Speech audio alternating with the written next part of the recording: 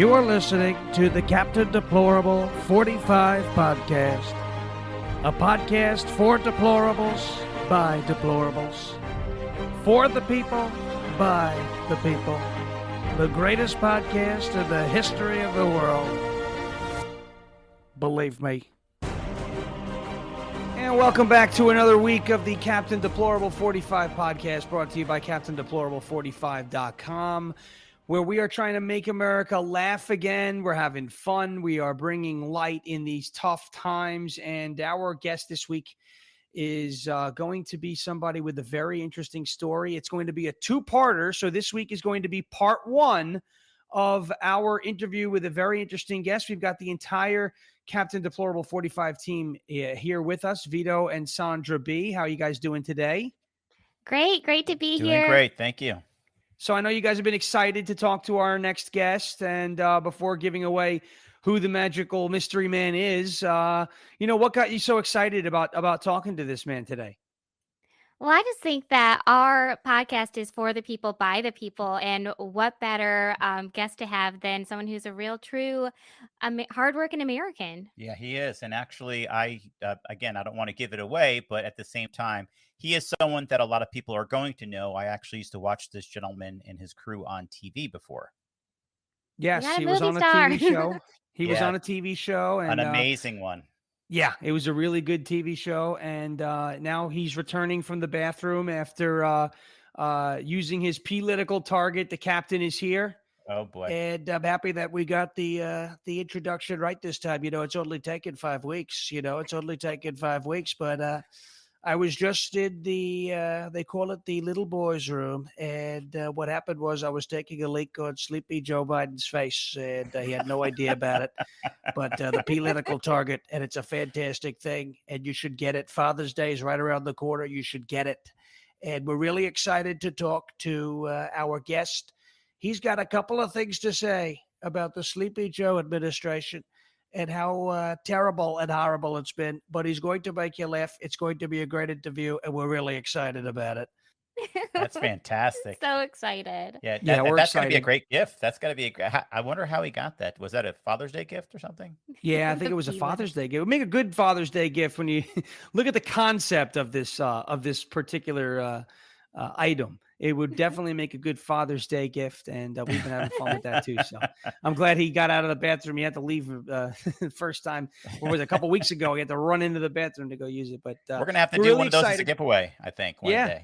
Yeah, we do. We could give away one. Why don't we do Yeah. that? It's a good idea. We should do that. Maybe we'll do that for this week's. Who said it? This week's Who Said It. We'll do the winner gets a political. Oh, that's a great idea. I think that's fantastic. Well, I don't want to keep teasing it. We have a great guest. He's coming up. His name is Bobby Goodson, and you would know him from the television show Swamp Loggers. So hang around, stick around. We will be right back with part one. Remember, this is part one of a two-part interview with Bobby Goodson, the swamp logger himself, and he's got an interesting story to tell. We will be right back after this with our interview. Hello, Deplorables. We're back with another one of our favorite segments at the Captain Deplorable 45 podcast, and that's the custom message of the week. We choose a randomly selected custom message of the week. You can order yours at CaptainDeplorable45.com. We do all sorts of things, birthday messages, Father's Day. We did Mother's Day, Valentine's Day, anniversaries. If you have a liberal sister-in-law that you want to just kind of mess with, we'll do that too. I love it. And one of the reasons why we love these so much is because we get to interact with everybody. I know we say it every week, but it's something that we really enjoy doing, interacting and reaching out and being a part of everybody's lives. We remember last week we told the story of David, my Italian friend, and how that wound up telling a story. And that's something that really brings this entire podcast full circle. It's the feedback, it's the support, it's rallying behind what we're trying to do as we make America laugh again. I know Vito and Sandra B are here, and they've got some feedback that they've been hearing from our listeners. What do you guys have over there?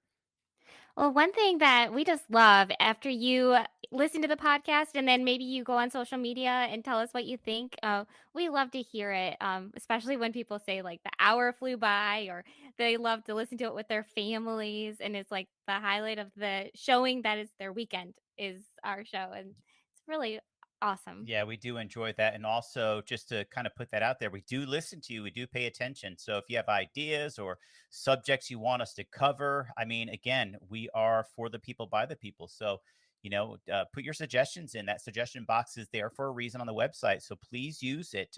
Give us shout outs on Truth Social. We'd love it. We'll definitely be interacting with you folks, but let us know what you want to hear, talk about. We'd love to, have that subject discussed.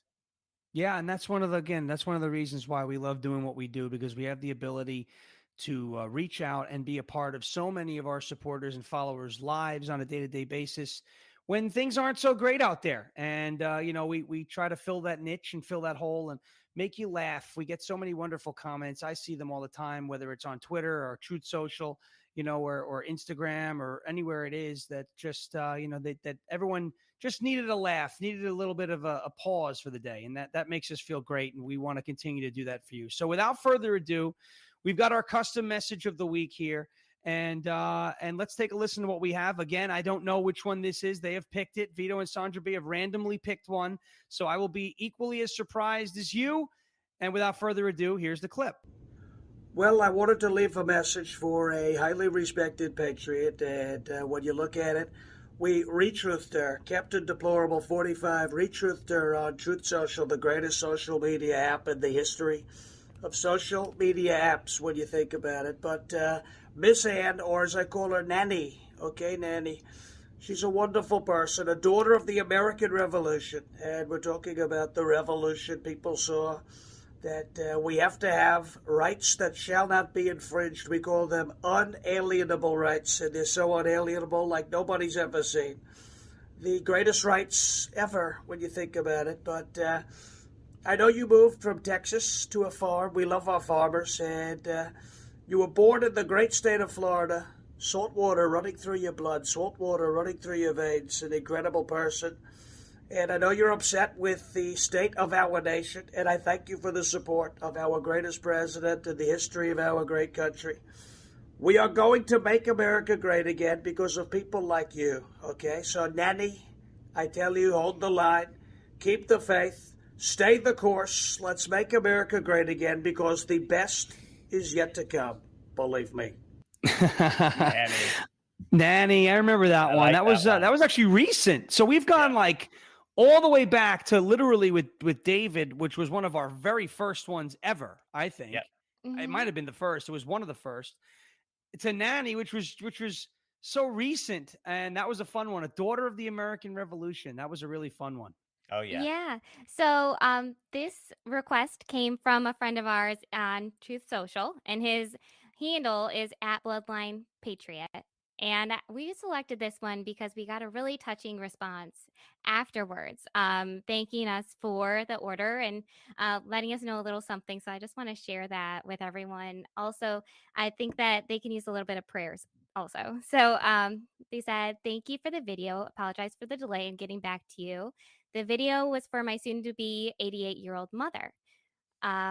Unfortunately, the day I received this message, she was admitted into the hospital. That said, she's stable now, and although her vision is impaired now, she listens to the message at least 2 times a day. Wow. Each time she listens, she laughs and has some pretty pithy comments. She's convinced that Captain Deplorable 45 should run for office. At least be press secretary. Yeah. Well, I have to say something, okay? Don't threaten me with a good time, okay? Don't threaten me with a good time because we're going to do it. They're going to try and steal it, but we're going to do it, okay? So don't threaten me with a good time. Seriously, that was a fun one for me to record. I'm happy to hear the wonderful feedback. And to everybody who orders your custom messages, CaptainDeplorable45.com. To everyone who orders it, share your reactions. These are some of the greatest videos and these reaction videos that we get. Whether it was Lois and her 95th birthday, or we hear this, share them. People love to see it. It really humanizes just what's going on. And I personally like it. Selfishly, I personally like to see it and hear all the feedback. So thank you so much for the support. And Nanny, I'm happy you enjoyed your message. Yeah, that was fantastic. I hope she's recovering well, and I hope she's listening to the podcast right now and heard it. That would be great. And everyone, go follow Bloodline Patriot and send some love.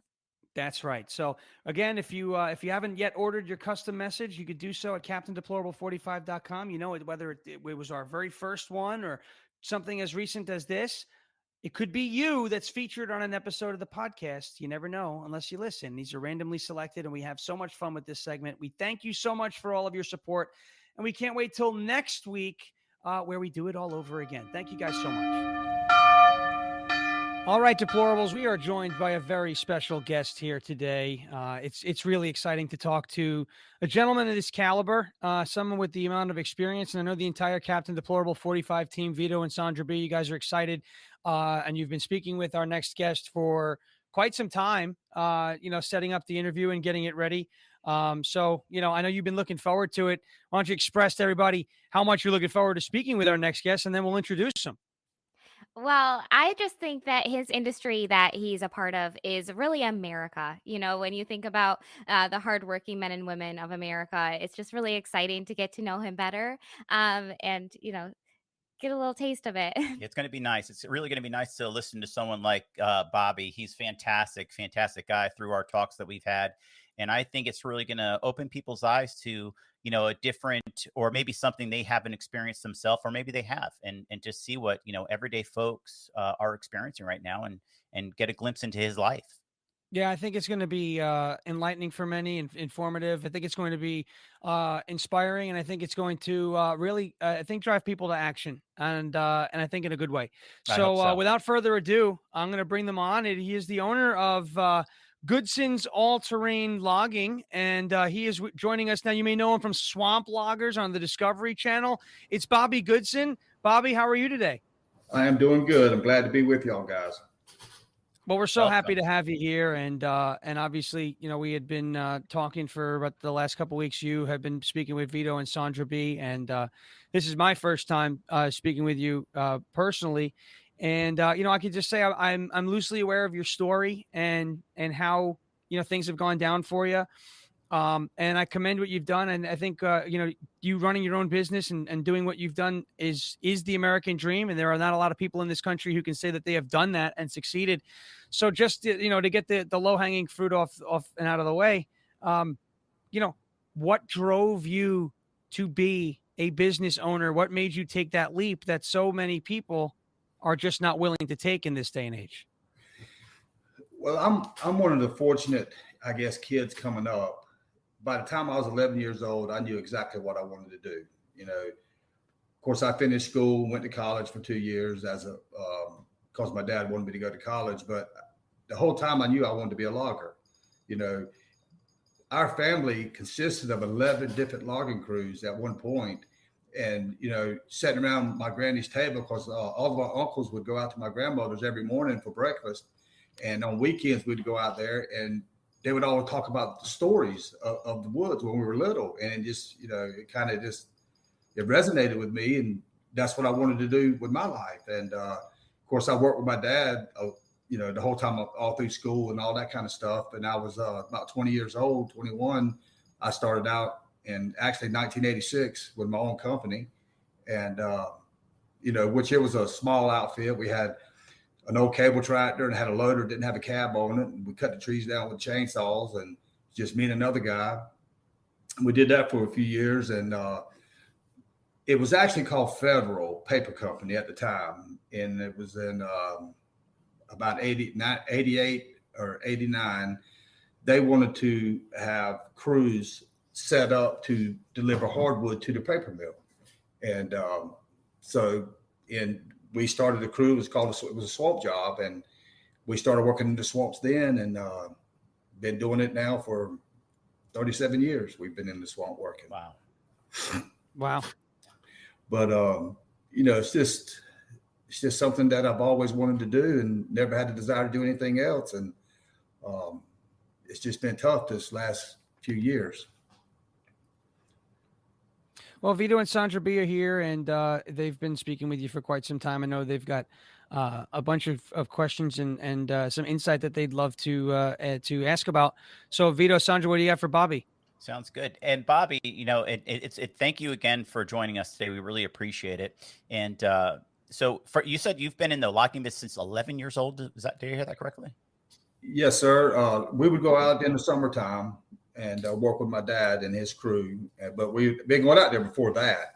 But that when I was up the summer of when I was 11 years old, I started working full time during the summer.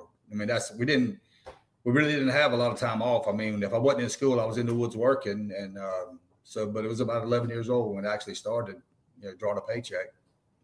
Wow. Were you able to work a chainsaw at 11? Yeah, actually I did. I mean, back then, kids were brought up different back then. And I can remember incidents, and it scares me to this day. And I was probably about 12 years old, and they've actually outlawed them now, but they were called bow saws. And it's just what it sounds like. Instead of just a straight blade with a chain going around it, it was actually a big old bow, and it was hollow in the center. And oh my God. It was actually designed to cut wood up laying on the ground, and so the saw wouldn't pinch into wood. But it was a very dangerous saw because it had a big kickback area. And I was, 12 years old, and I'm, trying to limb trees. Of course, the saw's too heavy, and I'm getting tired. And anyway, the saw kicks back. It actually hit me on the neck, slid down my neck, and snatched the collar of my shirt off. But it didn't. Oh my God! Wow. I knew the good Lord was watching after me then. But I mean, and it scared me. I mean, bad. And I put the saw down. I walked up down the road, drank some water. But I knew I had to go back and get it because I couldn't be afraid of it because it's part of my job, So I went back. But I held on to it. And the moral of the story is, if you think you can run a saw or anything like that, when you think you got it mastered, that's when it's going to bite you. And if you get tired, put it down. It reminds me of a similar story when I used to use lawn darts. We used to have a game when I was a kid. I'm joking, but it's a little different. But when I was a kid, honestly, just like you said, it's a little different nowadays than it was back then. When I was growing up, we had a game. It looked like two hula hoops and two big darts. I don't know if you're familiar, and you throw them in the air and they would come up and you got to try to hit the target on the opposing side. And they were actually big darts. And I'm like, nowadays I think they're in a Nerf. And well, we survived. That's the survival of the fittest back then, Nowadays I think they're made of Nerf. It seemed like we all ate lead paint, drank out of the garden hose, but we're still here. That's right. A bunch of science deniers like us, right? That's right. Absolutely. Where if you haven't heard in California, I don't know if you heard about this. I know you guys have spent a lot of time out in the woods. I don't know if you ever thought that you'd see a day where bumblebees are officially recognized as fish in the state of California. Did you hear about that? No. Are you serious? That is an absolutely true story. It's on Fox News. An appellate court in California officially recognizes the bumblebee as a fish in the state of California. Yep, I'm not joking. Well, it really doesn't surprise me. I think they've got 128 genders. Are you kidding? What's that? No, that's a real thing. When pigs fly, and now it's when fish fly as bumblebees. Is that what it is? Wow. Have you ever thought in your time in logging that you would hear about a bumblebee? I mean, I'm sure you've come across your share of flying insects. Have you ever thought you've been dealing with aqua life this entire time, Bobby? No, sir. It is absolutely amazing what's happened in the last few years in this country. It just blows my mind. Of course, the Bible says when, what's right will be wrong and what's wrong will be right. And that's the time that we're living in right now. And it's really sad. I mean, that our country is what's happening is happening. It's just amazing to me. That's amazing.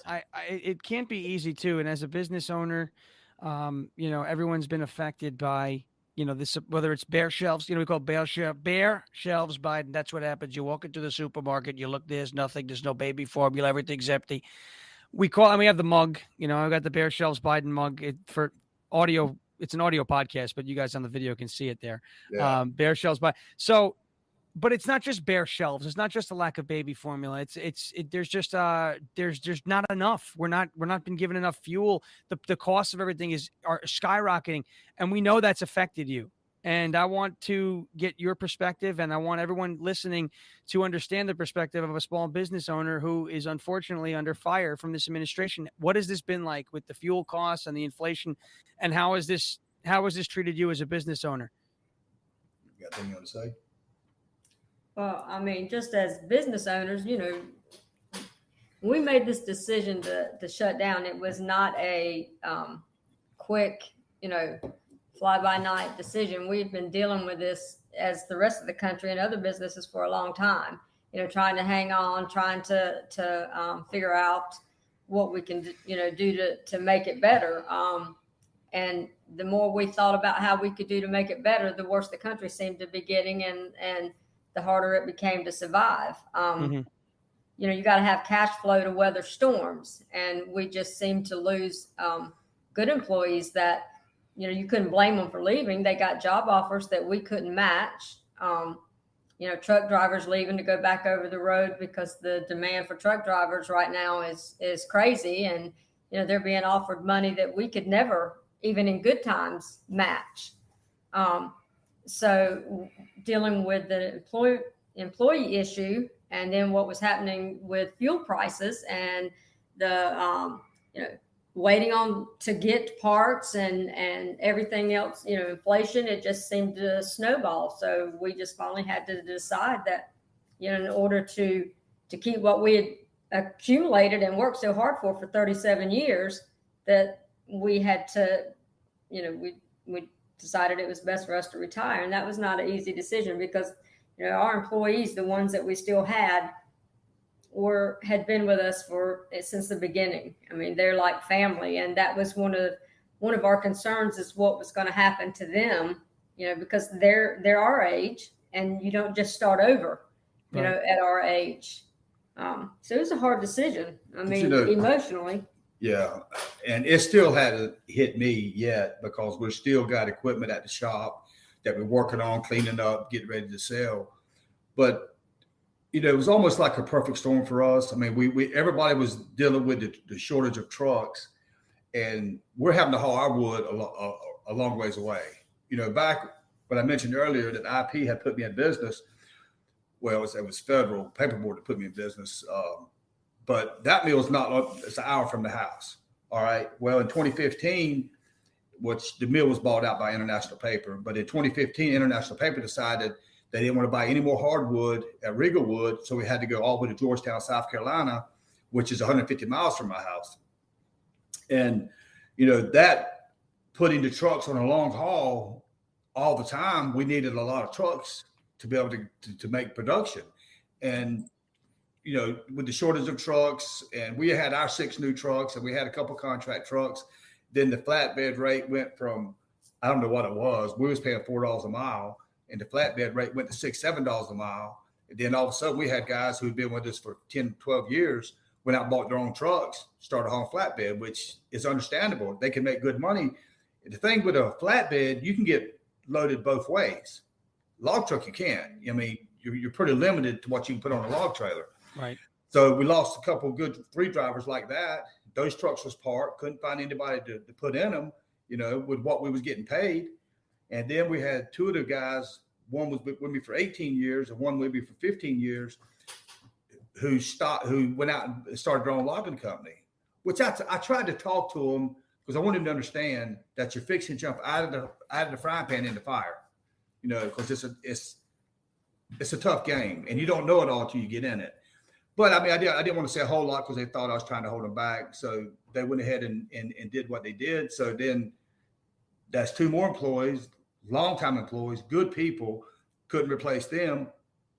And of course, no trucks hauling. Our production kept dropping, and we was just going the wrong way. Then the fuel prices, all that started coming into play. That was a really big issue with we burn a lot of fuel with 6 trucks, and off-road and in-woods fuel. It just got crazy. Well, usually, a few years ago, the rule of thumb was 25% fuel within the tank. 25% of what the truck made goes in fuel, 25% for the driver, and you had 50% to operate the truck, pay the insurance, what tires, brakes, and all that stuff. Well, it had gotten so out of whack right here at the end, the last few months we worked, we was putting 68% of what the truck made was going back in the fuel tank.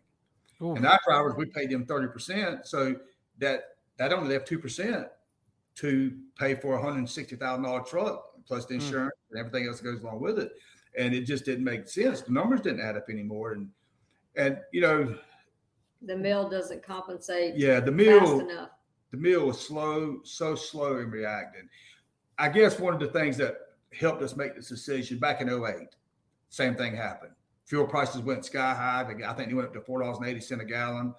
We lost about $250,000-$60,000 in a short period of time waiting for the mills to help us. And wow, they were so. We already operate off of a very thin profit margin to start with. So that's something I want people to understand about logging. Nobody that I know of, and I've been doing this for a long time, I have never talked to a logger that got into the business to make money. It's because as a business person, it doesn't make sense to have a $2 to $4 million investment for a 3 to 5 cent return on your money. That's all the profit margin we have to work with. I mean, you got to be very, I mean, but you make deals and you hope things do well, and we have done well. Yeah. When times are good, you can do well. I mean, if you're smart and you know how to save it. But I mean, and swamp logging is a little bit different too, because our environment is tough and it's rough. Nobody wants to do it. So we actually got paid more money than conventional crews did. But I mean, it's because of the challenges that we go through. But even at, the point that we were struggling, I can't imagine how the conventional crews are working, because they're working with less money than we are. I think the point you were trying to make was that you do it because you love it. That's it. Yeah. I get off these rabbit trails, but yeah, I mean, that's the whole point, that nobody gets into logging for the money. It's about the love of the game. And our administration has made it so difficult that it doesn't make sense anymore. And I mean, I'm a 4th generation logger, been doing it for 37 years. And then to wake up one day, and I think the part that bothers me the most is 2 years ago, I paid $1.99 for fuel. And now it's $5.50 a gallon. And the fuel is a big part, and I think, I don't know if Americans think about it all the time, but about 90% of the goods in America are transported by trucks. Mm-hmm. Everybody's got a fuel charge. Everything goes up in prices. And the supply chain is broke. We actually had a truck that had just a fender bender. I mean, it messed the bumper up, messed the grill up. It wasn't our fault. So we was going to get the other insurance company to fix it. We carried the truck to the shop. That truck stayed in the shop for 3.5 months waiting for a bumper. Oh my God. A bumper. Oh, goodness. A bumper. A bumper. And what was so bad is when the bumper finally came in, it's the wrong one. Oh, come on. I said, just put the bumper on the truck. Let's get it back to work. But I don't think most people, I know that everyone knows things have gone up. You go to the grocery store, people shop, they know things are more expensive, but I don't know if they're really, really thinking about what's happening and what is going to happen. This is the beginning of it, because I've talked to farmers, and I don't know what they were paying for fertilizer before all this happened, but I did hear one guy on a program said that fertilizer is up to $900 a ton. And I'm thinking it was like $200 or $300 before. And see, all this is what the farmers are spending today to plant crops that we're going to get next season. And you wait till they hit the shelves and you're paying, I don't even know what groceries cost anymore, but I'm sure it's going to be 3 or 4 times more than what it's been in the past. I mean, it's really going to get tight. And the people, if nobody gets nothing out of this, I just want them to think about what their decisions are, learn about the people who are running for office, check their backgrounds. This is not by accident. Don't vote against or for a person because you like their personality. Yeah. Learn the policies and what they stand for, and be educated. Educate yourself on what you're actually voting for. Mm-hmm. Look, yeah, there's nobody this dumb. All this is by design. Mm-hmm. I mean, what's happening right now is by design. Because look, we had a time here where the Colonial Pipeline was hacked. All right. And what happened there, they had to shut the pipeline down. And I can remember hearing different stations talking about they had hired 10,000 trucks to try to haul fuel to the stations here around town, around our area. And they was doing a miserable job of it because half the stations was out of gas all the time. But that made me start thinking, the first thing this administration done when they got in office was cut off the Keystone Pipeline. Yep. Day one. Well, they stopped building it. Yeah. I mean, it'd have been done and operated by now. But what I'm getting at, that pipeline will have taken 25, 30,000 trucks off the road that are now trying to haul fuel, because they had 10,000 extra trucks hauling fuel when the Colonial went down, and they couldn't keep the stations up then. Mm-hmm. I mean, it's all self-inflicted. Everything that we're feeling right now is a direct response to the administration's policies that they've created.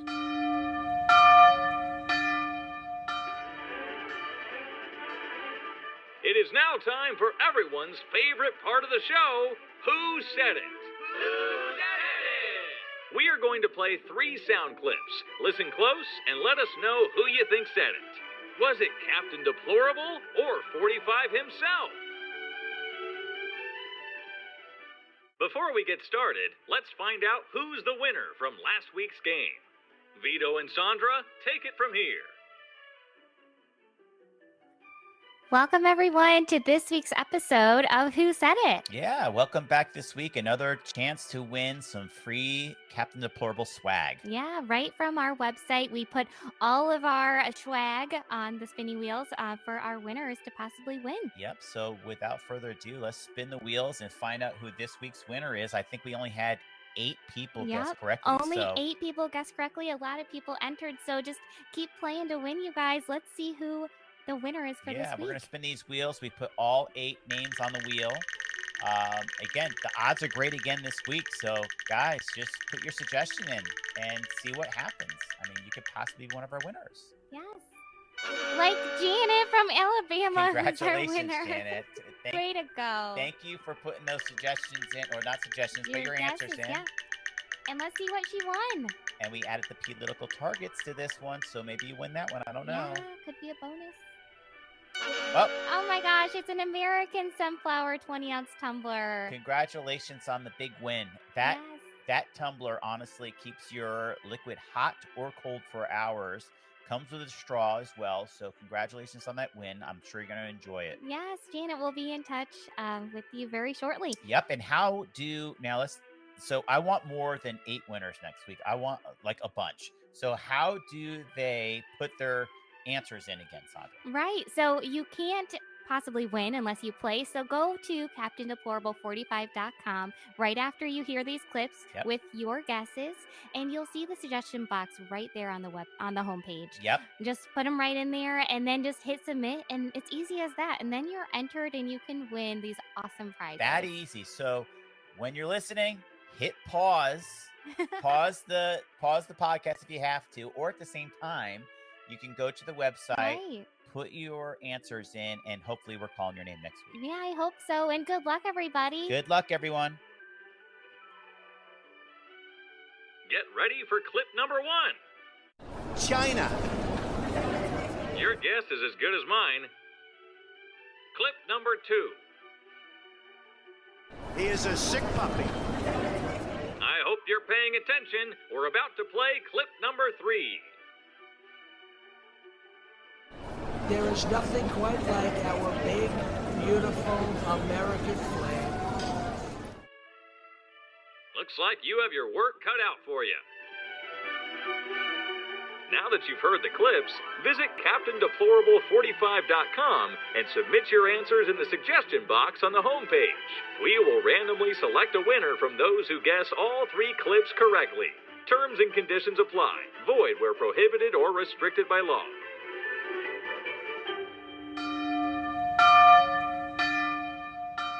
And Bobby, it's not just your personal business, right? It's other loggers that are affected by what's going on. The farmers, anybody that owns a business, they are affected. Now, if you're just sitting back drawing a check, you don't know what's going. Nothing's happening. But to answer that question there, yes, we are seeing, because of Bobby's platform, it's got a lot more attention than some of the other businesses that are going down. But we have a network of friends of loggers all over the country because of our platform. We're hearing and seeing things every day where people that we didn't even know that, we had met at associated meetings and stuff said, we quit last month, or and they're longtime family generational loggers. We see it every day where people are saying, we're done, we can't survive, we're also making the same decision, or they have made the decision. Yeah. So do you have any advice for maybe any of our listeners that are moved by this, and maybe any call to action for loggers or even just general Americans who see this as a problem and maybe want to see what they can do to help? Yeah, talking to their local congressmen and all that kind of stuff. Have you organized anything like that, or have you been talking or heard chatter of that? So we're very proactive now. We haven't always been, had the mentality of, you had to stay in the woods because you couldn't afford to come out. Mhm. So what we've learned, because of our platform, is that really you can't afford not to come out of the woods. Of course. So that's probably one of the biggest things that we would encourage other loggers to do, is to get involved with your local association on your local level. Most states have a logging association that you can join. There is the American Loggers Council, where is the nationwide association. They're big advocates for loggers and lobby for you in Washington. That's very important. They get a lot done, but they need our help. They need our support. Hey, if you're not at the table, you're probably on the menu. Oh wow, that's a great. That's actually Yeah. that's an awesome slogan, and I could tell you for hours, and I'm not going to, but how important it is to get involved at the local level. It's something I'm pretty, it's something that we're trying to do. I'm in a blue state of New York, and it's really, really tough. And when you talk about energy costs, that's something that is very much talked about in our state for reasons that our current administration in our state is just inept. My question, I heard you mention a couple of times, and this is what spurs this thought. You mentioned that you do logging not for the money, but for the love of the game, and there's a lot of baseball players that I've heard say the same thing. But let's be honest, the Major League Baseball contract is pretty sweet when the league minimum is $400,000 or something, right? So you could say you play baseball for the love of the game, but that's not a bad check. But have you ever encountered a time where you're swamp logging? I mean, you're in environments where you talk about the swamp. You're probably in the one place like Washington D.C. There's snakes and all sorts of muck and horrible things happening. Seriously, so has there been a time where you've been logging and there's been all these things happening around you where you just say, "Is this all worth it? Should I be doing this? Can I be doing something easier?" Yes, sir. There has been many a day that I would look at a tractor that all I can see is the boom sticking up out of the ground, and start thinking, why am I doing this again? But I mean, in anything you do, you're going to have days like that. Sure. But and there's days. I mean, I can't imagine why I did it. I mean, it's the stupidest thing I've ever done. But after I get away from it for a few days, or Listen, whatever. logging is the other woman in his life. He loves it. Look, Everything about it. What's sad about me is I never had a hobby. I mean, my hobby was logging. I like equipment, and I am always trying to figure out how to do it to do it a better way, a more efficient way. And that's really what I've been doing the last 40 years, of my life, is just trying to try to make the wheel roll better, and it's going to be tough. And I can't dwell on it because I get mad every time I start thinking about it. It didn't have to be this way. It didn't have to be this way. I mean, the last administration, I feel wholeheartedly he won this last election, but it was stolen from him, and he had the country going on the right track. We had cheap fuel. Everything. Donald Trump won the last election. Yeah. He definitely did, and we appreciate you saying that. We know it too. We know it too. The cheap fuel is where everything starts from in the economy. And there's a place for windmills and solar and electric cars, but we're not there yet. In fact, if everybody switched to electric cars today, they don't have the batteries. They don't got where to store the batteries. They got these poor people. I think most of the materials is coming out of China somewhere. They're trying to dig it up. China. Okay, it's coming from China. That's where it's coming from. I'm so happy that you mentioned that. There's a lot of people who's, Pete Buttigieg always just buy an electric car, Bobby. Why don't you just do your business, do your work with electric get electric vehicles, trucks. How do you charge it? Because when you plug that in, when you plug it into the wall, that electricity, there's a Magic. little fairy in the wall. It's not fossil fuels. There's no Yeah. way, right? Different plug. Last time I checked, swamp water and electricity doesn't go good together. Yeah. I didn't think so. And also, I apologize for this. We're pretty deep into the interview, but there is a beautiful woman sitting by your side, Lori Goodson, I believe. Why don't we I want to formally introduce you to the Captain Deplorable 45 listeners. Lori is Bobby, your beautiful wife. What do you do for the business? We've been talking this whole time. What role do you play? Well, she is the glue that holds everything together. Oh, that's beautiful. What we do is the easy part. She keeps me and my son. Out of jail. Yeah, keeps us out of jail.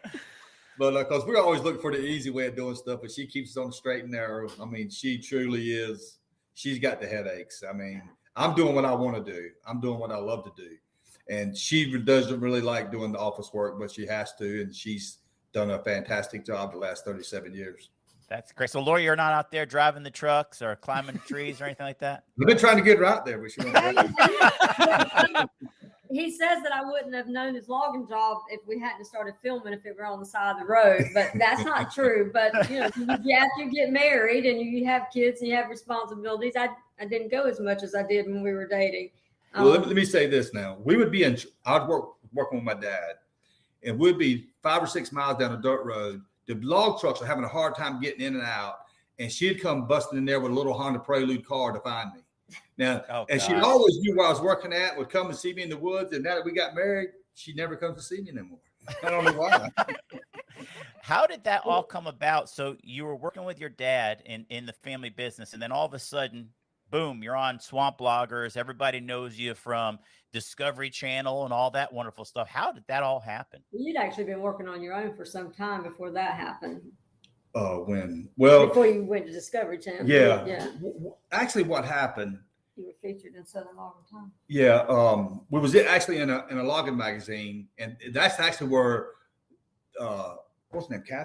Catherine actually found us through the Southern Logging Times. Pilgrim. Yeah. But really, how it happened, I was actually working with my dad, and when you work with family, 24 hours a day. I mean, you get in arguments and scruffs, whatever. I mean, I probably quit 2 or 3 times a month, but this particular time here, we got in an argument, and I just told my dad and Mike, I said, listen, y'all just run a logging job. I'll find something else to do, Of course, I was mad, and I leave the house, my daddy's house, and I'm going back to home, and I start thinking about my actions. I just got mad and quit my job, and Lori's at home with a new baby, and he got a new little house they were living in. And I ain't got a job, so I'm trying to think, how am I going to tell her this?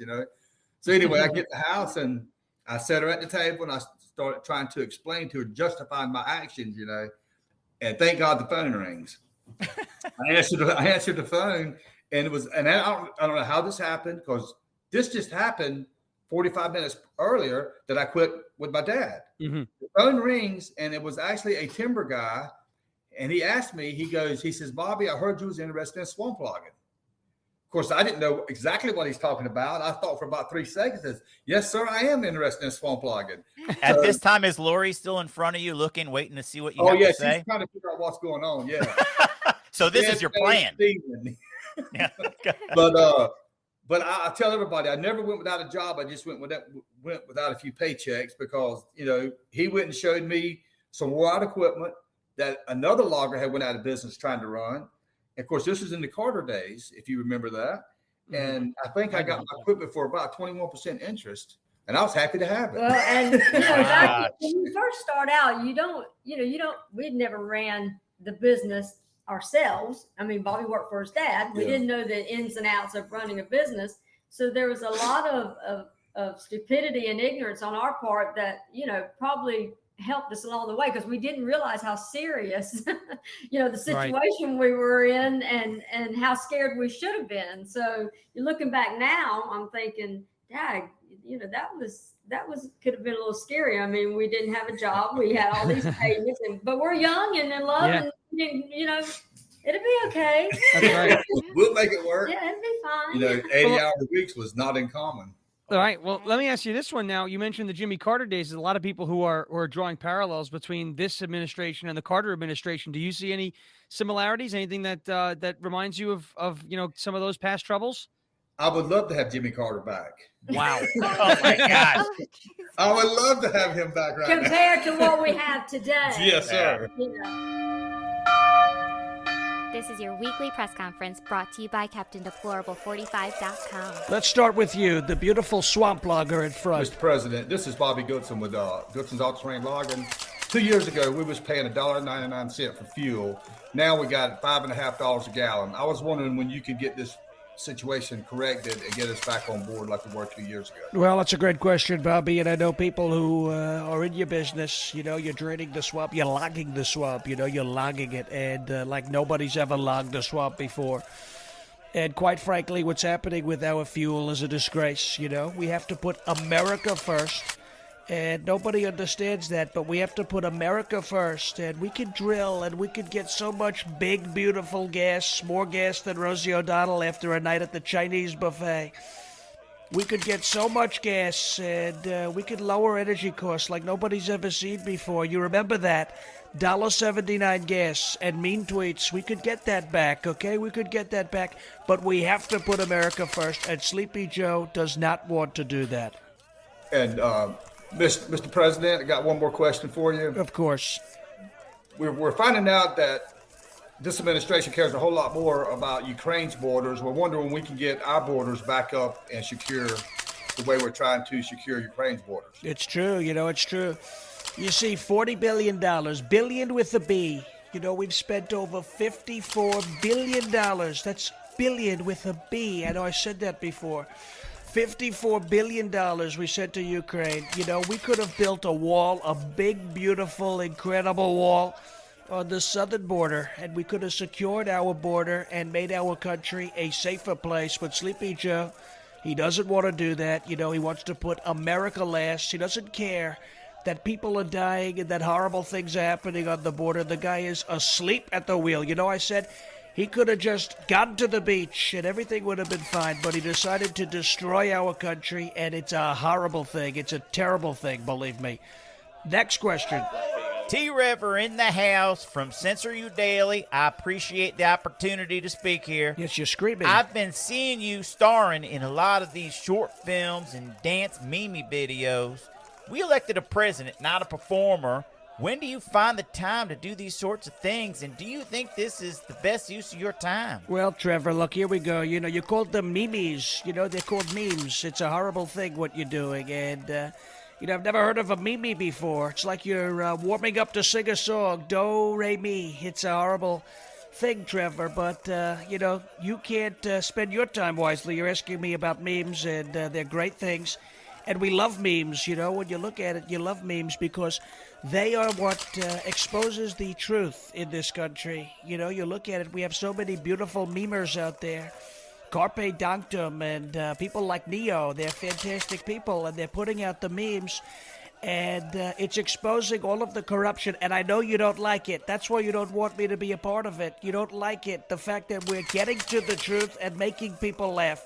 And you should be ashamed of yourself, Trevor. You should be ashamed. You're screaming at the press conference, and you should be ashamed of yourself that you're asking me why I could do these things and not asking the important questions, okay? And we're going to bite the bullet. Let's see who you're working for this week. Let's go to Tiffany. This is Tiffany from the Propaganda Post. Shout out to my girl at Paula IK on Truth Social for the tip about the job opening. And here we go. Mr. President, your supporters are still commenting about Biden slipping up the stairs on the way to Air Force One. Well, horrible. I have breaking news straight from the Propaganda Post. You heard it here first.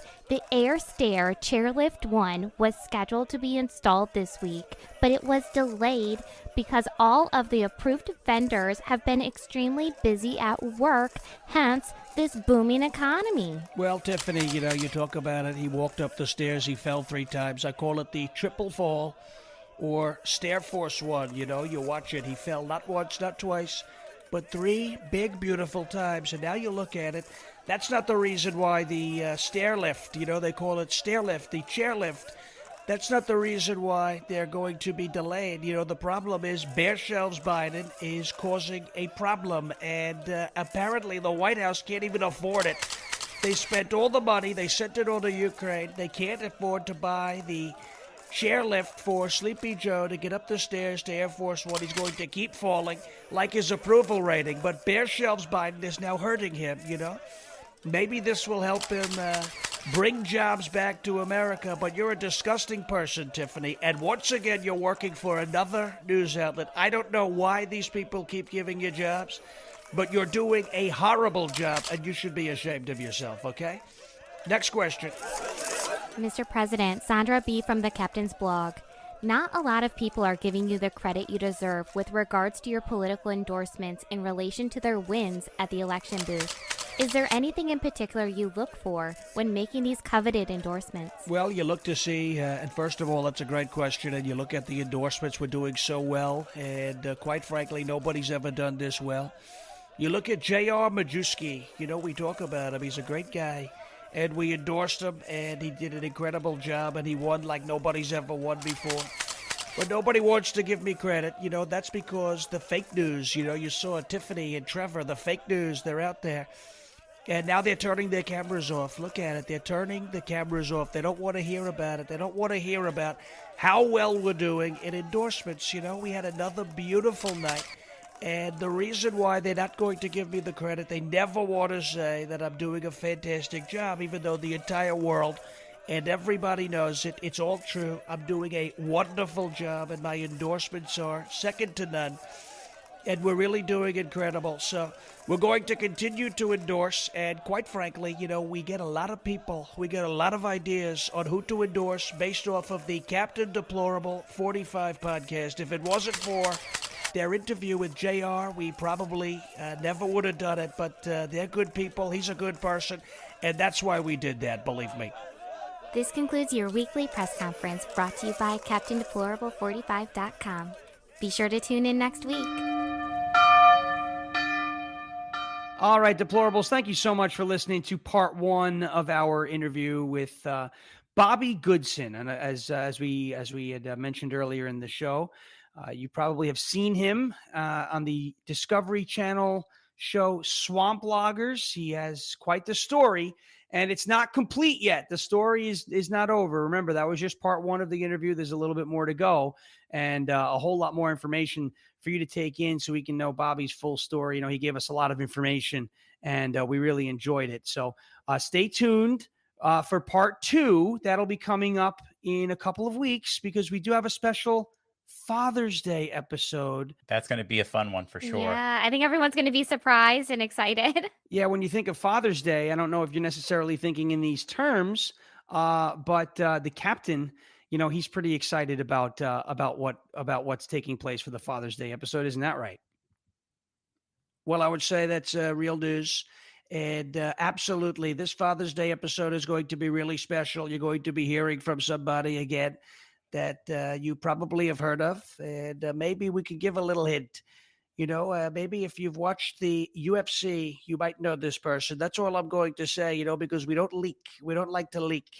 We're not like leaking James Comey, but you're going to love this episode, Father's Day. And then stay tuned because the week after that, we're going to have part two of Bobby Goodson, the swamp logger. He's draining the swamp, and we're doing it together. So part two will happen in 2 weeks. But next week, let's celebrate Father's Day a little early on Friday with a very special episode with a very special friend, believe me. We're really looking forward to next week's episode. And just to say about this week, we're so excited that you were able to join us. And just don't forget, we would really appreciate it if you share it and maybe subscribe. It is free content. We want everyone to laugh with us and make America laugh again. Yeah, we are really excited. And again, I cannot wait for, that Father's Day episode. I'm real super excited. Can't wait to talk to this person. Also, thank you everyone for joining us every week and sharing, the content with everyone and letting them know about, where to find us. And, we just love hearing that. And thank you so much for that. We appreciate it.